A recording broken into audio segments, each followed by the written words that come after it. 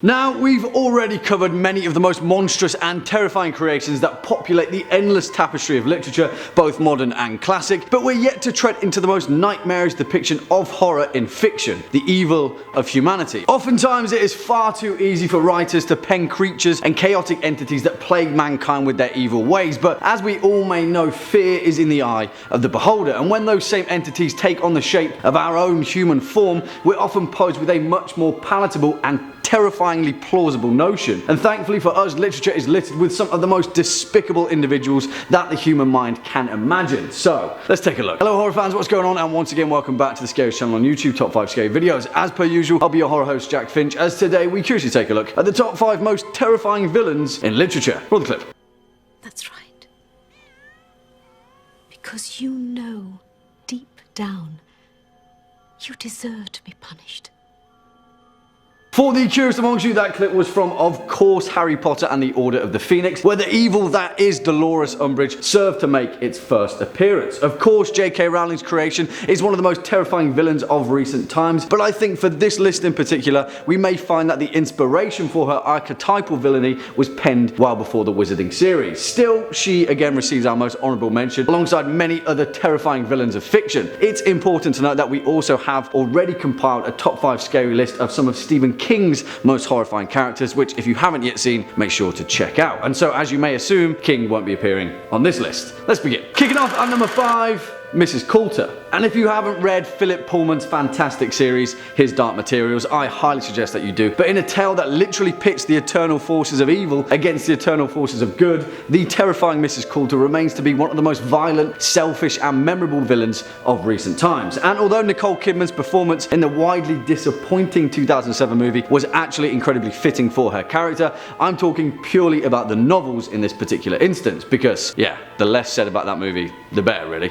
And it's an interesting one because if you know nothing about the novels, Pullman's His Dark Materials is a young adult trilogy that covers some incredibly weighty themes, but it's in the later implication of Mrs. Coulter's actions where the true consequences of her villainy were finally revealed. Although that's definitely not to say that throughout the story she's not the literal definition of evil wrapped up in an aesthetically pleasing package, because that's exactly what she is. Now, I'll try my hardest not to spoil the character of Mrs. Coulter, but perhaps the best way to describe the nature of her evil is with her demon. You see, in the world of His Dark Materials, people are explicitly connected to a creature that serves as a physical manifestation of their human soul, which appears as various kinds of creatures from the animal kingdom. In this instance, Mrs. Coulter's demon was a male golden monkey that on the surface appeared to be a beautiful, curious creature, and alongside his human familiar, the two of them would entice and flatter adults and children alike whilst working for the General Oblation Board, the secret arm of the Magisterium, a corrupt holy church. Like I said, weighty. Her demon perfectly reflected Mrs. Coulter's personality as a beautiful creature on the surface, but running deep with malevolent intentions. On one occasion, her demon was seen tearing the wings off of cave bats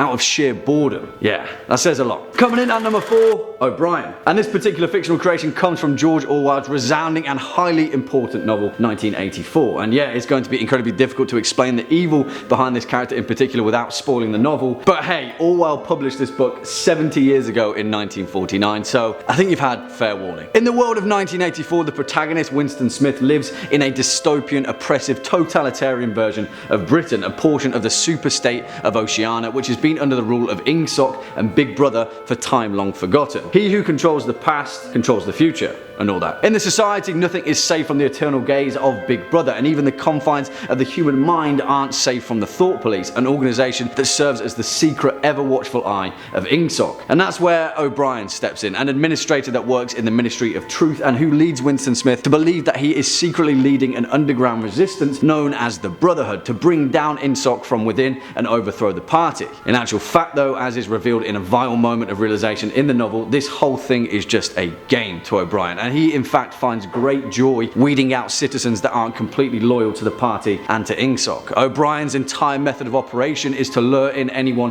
who even questions the party's authority by pretending to be on their side and buy into their model of rebellion, and then of course instead arrest them and cure them through moments of perverse torture of the human mind. I mean, compared to some entries on this list, OBrien is the definition of a very human fear. He exemplifies totalitarian authority with every morsel of hope that he extinguishes. In his own words, if you want a picture of the future, imagine a boot stamping on a human face forever. Yeah, although perhaps not the root of all villainy, this guy comes pretty close. Next up at number 3, Ygritte Greyjoy. And please, no, don't panic, I'm not talking about the show's representation of Ygritte Greyjoy, but purely the book series. Although I still love the show for the most part, Ygritte Greyjoy wasn't given the portrayal that his character deserved, and there's no denying that in George Martin's A Song of Ice and Fire, the Crow's Eye himself, Ygritte Greyjoy, is one of the most terrifying villains in the whole of modern fantasy. And again, it's because of his humanity, or lack thereof. Now, George Martin is one of the finest writers of our time and has a particular knack for creating characters of pure evil, down to the fact that he segues the conventional notions of light and dark and instead focuses on areas of grey. But no, not for Ygritte. Ygritte Greyjoy is just straight up the most truly evil inhabitant of the known world. Just compare him to some of the most memorable villains of the entire series, so far anyway, and they all pale in comparison to Ygritte. Ramsay Bolton, Tywin Lannister, Joffrey, all of them various shades of villainy, cruelty and malice that have all equally committed some of the most violent and horrifying atrocities in the series, and Ygritte still takes the cake. You see, he's not a psychopath in the conventional sense. He's not prone to violent bursts of anger by impulse alone, but maintains his own entirely calculated sense of chaos, that once showing us the true rage that lies within him, and believe me, there's plenty of it. Take for example how Ygritte Greyjoy calmly ripped out the tongues of his entire crew after a storm took his ship by surprise. He ripped out every single crew member's tongue without a second thought, and his reason was that he needed silence. Allegedly, anyway. Because as we all know, it's pretty difficult to stage a mutiny without a tongue. And that isn't even close to the worst of it, because the true evil of Euron's character is explicitly revealed throughout allusions to his childhood, pitting reason as to why his brothers despise him with such hatred. You see, the Greyjoys are pirates, reavers and pillagers who take what they want in pursuit of riches untold. But Euron, despite having sailed pretty much across the entire known world, collecting countless treasures along the way and becoming the most successful Iron Islander of all time, he keeps none of it for himself. Euron isn't in it for the plunder. Perhaps then his violent nature would make sense. He's in it for something else entirely. What that something is, only he'll ever know, and that's the terrifying part. Swinging in at number 2, Nurse Ratched. And this particular entry may get people's blood boiling a little, because there's no denying the fact that Louise Fletcher's performance in 1975's One Flew Over the Cuckoo's Nest caused an entire generation to scream out in rage at the screen, as her fantastic portrayal of Nurse Ratched relentlessly proved that there are few limits to the depths that absolute power can corrupt absolutely. And although Fletcher's performance was without a doubt iconic in its own right, that's not to detract from the fact that Ken Kesey's 1962 novel just so happened to pen one of the most terrifying villains in the whole of literature. And again, it was down to her warped sense of humanity, or lack thereof, where the true nature of evil was found. However, the tragedy of Ratched's character only serves to make us as an audience question our own sense of morality, and ultimately it forces us to confront whether we can or should ever forgive evil. I'll try my utmost not to spoil anything behind this tale in particular, but as the novel explains, Nurse Ratched is the head administrative nurse at Salem State Hospital, a mental institution where the novel's narrator, Chief Brodom, resides alongside the iconic Randall McMurphy and a whole host of other patients that make up the fabric of Kesey's tragic tale. At Salem State, Nurse Ratched exercises her absolute power over the patients, using her patients' access to medication and basic necessities as a means to malevolently maintain a corrupt, cruel, authoritarian regime over some of the most vulnerable members of our society. I mean, revealing the true nature of Nurse Ratched's pure propensity for evil would be spoilers enough, but holy moly, believe me when I say this character is a creation of true evil. Whether we can understand her motivations is a different question entirely, but Nurse Ratched remains to be one of the most perverse demonstrations of authority and the evil that so often comes with it. Yeah, she definitely deserves a place on this list. And finally, coming in at number 1 spot, Hannibal Lecter. And that should be Dr. Hannibal Lecter, because I'm not in the mood to piss off one of the most complex and dangerous minds in the entirety of fiction. Some would argue that in fact Hannibal Lecter is the most perfect villain ever created, and that's without being in many cases the actual villain of his story. Created by Thomas Harris and first appearing in his 1981 novel Red Dragon, Hannibal Lecter is a forensic psychiatrist on one side and a cannibalistic serial killer on the other. Throughout the events of Red Dragon, the novel's protagonist Will Graham comes to the stark understanding that Dr. Lecter doesn't fit any conventional psychological profile. In fact, psychiatrists refer to him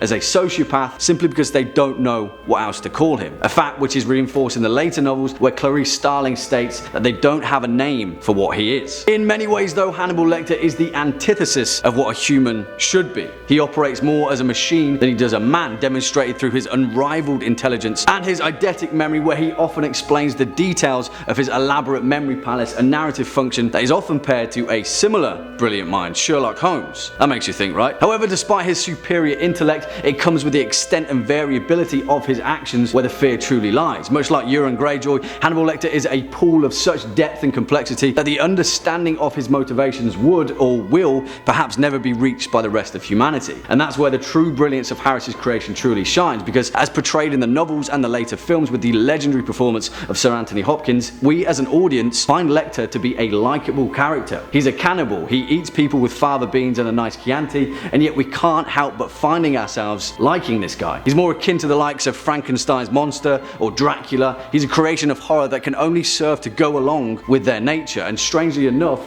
for a human looking in, that fact forms a bizarre thread of curiosity that draws us in. Hannibal Lecter is the definition of horror, equal parts fear, equal parts curiosity, and he's a mystery that we'll never truly understand. Well, there we have it, horror fans, our list for the top 5 most terrifying villains in literature. What do you guys think? Do you agree, disagree, have any more to add to this list? Let us know your thoughts down in the comment section below. Before we depart from today's video though, let's first take a quick look at some of your more creative comments from over the past few days. First up, Secret Lady Spider says, "Thank you for always stating what the clip is from. I haven't seen every horror movie ever made and I really appreciate it. Also, I'm probably going to make fan art of you guys soon. I hope that's cool. Love the channel." Of course it's cool, that sounds awesome. And thank you so much for the support. If you're feeling particularly creative, then you can always send your creations to Lucy and I on Instagram, details of which will be down below. And that goes for the rest of you too. Send fan art. Thanks. Well, on that note, horror fans, that's unfortunately all we've got time for in today's video. Just stick around all the way until the end. If you were a fan of this video, or just top 5 scary videos in general, then please be a dear and hit that thumbs up button, as well as that subscribe button. And I'll be seeing you in the next one. As per usual, I've been your horror host, Jack Finch. You've been watching top 5 scary videos. And until next time, you take it easy.